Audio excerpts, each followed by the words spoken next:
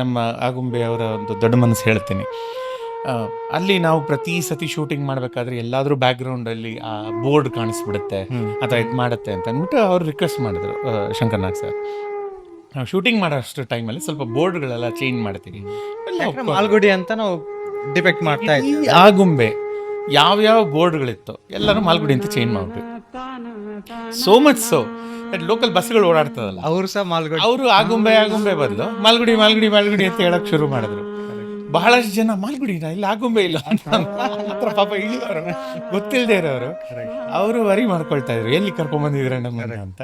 So ಇಷ್ಟು ಅವರು ಒಂದು ದೊಡ್ಡ ಮನಸ್ಸು. ಸೊ ನನಗೆ ಅವತ್ತಿಂದ ಇವತ್ತರೆಗೂ, ಅದಾದಮೇಲೆ ಎಷ್ಟೋ ವರ್ಷಗಳಾದಮೇಲೆ ನನ್ನ ಮದುವೆ ಆದ ಹುಡುಗಿನೂ ಉಡುಪಿಯವಳು. ಸೊ ನಾನು ತಿರ್ಗಾ ವಾಪಸ್ಸು ಇಲ್ಲೇ ಹುಡ್ಕೊಂಡು ಬಂದೋ ಏನೋ ಅಂತ ರೂಟ್ ಇಲ್ಲೇ ವಾಪಸ್ ಬಂದೀನಿ ಅನಿಸುತ್ತೆ. So it is one of the most ಅಂದರೆ beautiful and warm hearted people that I no.